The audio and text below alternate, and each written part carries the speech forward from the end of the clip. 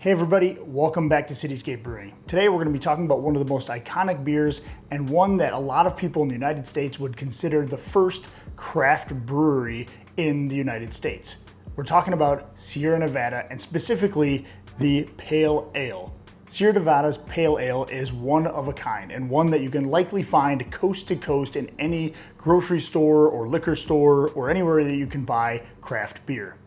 And it's one that people like to compare when they make a pale ale version of their own. This is a clean, crisp, light beer with some hop characteristics from those Cascade hops. When you're looking for a good, solid craft beer, Sierra Nevada's Pale Ale is one that a lot of people reach for.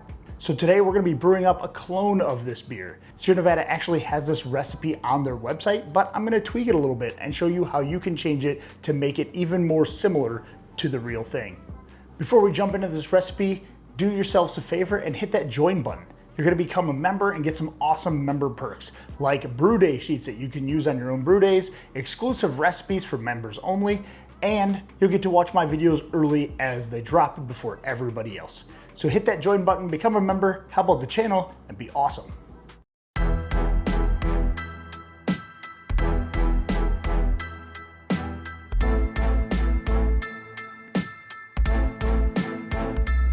If you followed my channel for a while, you know that I've tried a Celebration Ale clone and I got two versions of that. About 2 years ago I did one and I got very, very close. Last year's video though, I absolutely nailed it. I think it is spot on to the real thing. Check that out. I'll also have that down in the video description below. Celebration Ale is their festive beer that they bring out every fall around Thanksgiving and Christmas time. It is a fresh hopped IPA that they do each year. So knowing what things that I changed in that recipe to make it closer to the real thing, I'm trying to make a clone of the Pale Ale, and I'm gonna use some of those same things to make this one even closer as well. So if you go on Sierra Nevada's website, they have the homebrew recipe listed right there. They say 92% two-row and 8% Crystal 60. So we're gonna leave that really alone. I have that very, very similar. So for this 5.5 gallon batch, I'm gonna use 10.5 pounds of two-row and about a pound of Crystal 60. That's gonna get us right in the ballpark of those same percentages that they would use. One of the biggest differences when I was doing the Celebration Ale is that they had their mash temperature at about 155 degrees. I like to have it for that crisper, cleaner taste, to have that a little bit lower. It helps it keep to the real thing. And so instead of doing the 155 mash temp that they say on their website, we're gonna drop this down to about 151 or 152. They also do a 90-minute boil for this beer. And so we're gonna do that as well. That's gonna help break down some of those other elements and proteins in the boil process when doing it a little bit longer. So to mimic that, we're gonna do this 90 minutes as well. The main difference is the hops, and they use all Cascade hops. So we're gonna do the same thing. However, they use all whole cone Cascade hops, and they don't really tell you the alpha acids that go into those Cascade hops each year. It's really hard to base your IBUs off of their recipe, because if you were to put in the same amount that they say on this recipe in, say, Brewer's Friend like I did, your IBUs would be in the 80s, which is way higher than you want this beer to be. In this case, the IBUs should be about 38, so that's more than double. And so in this case, we're gonna scale back some of the hops. We're using the same ones. Specifically, we're gonna do a 60-minute addition at about a half an ounce of Cascade. Then we're gonna do another half an ounce at 45 minutes left in the boil. Then we'll add 2 ounces at about 10 minutes left, and then 2 ounces again at 1 minute left, or at flameout, right as you're cutting off the heat source. Their recipe also really doesn't call for dry hopping this one. However, I've noticed that when I've done replica beers of some commercial beers, sometimes it's harder to get some of those same aromas, and so I'm actually gonna be adding an ounce of dry hopping after fermentation fully completes. They also don't really tell you exactly what yeast to use because they have their own proprietary yeast. I've went through a couple different varieties using Sierra Nevada's beers, and I've found that my favorite is Omega's West Coast Ale 1 or West Coast Ale 2, which is the same yeast except for it's less prone to diacetyl. I've found that that yeast in particular gives a little bit of that citrusy tropical flavor, which is probably more characteristic to their house yeast that they use in their beers. This is the same one that I used for the Celebration Ale as well, and it turned out amazing. So without further ado, we're gonna go ahead and crack open a few of these things. We're gonna compare it with the one that I made side by side and see how we did.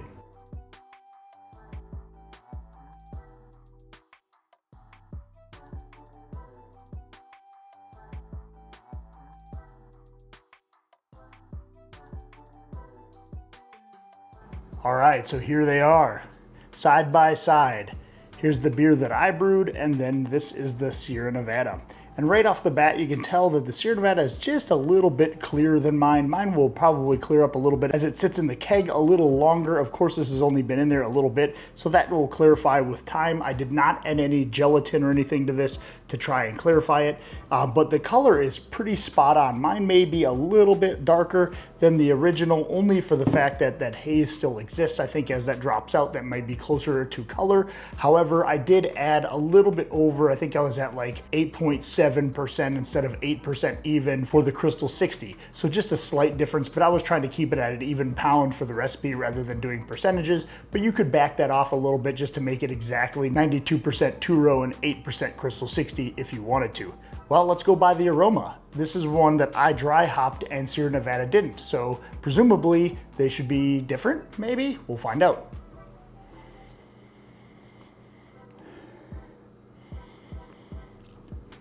All right.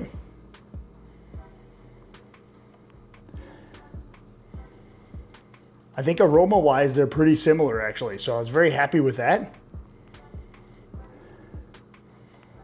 Yeah, very, very citrusy. Both have that Cascade hop flavor, and I really can't tell the difference from them aroma-wise. But let's go in for the flavor and see how we did side by side.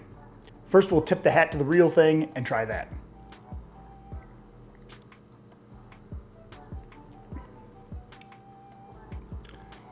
Clean, crisp, just like you would like it to. Everyone knows what a pale ale from Sierra Nevada tastes like. Very, very good.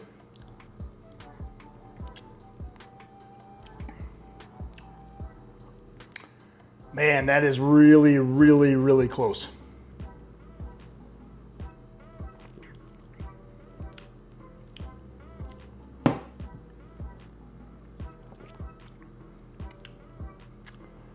Man, I don't know that I could tell a difference in a triangle test if I had these things in 3 different cups, opaque cups, for instance, and I couldn't tell what it looked like. It would be very difficult to pick those things out separate from one another.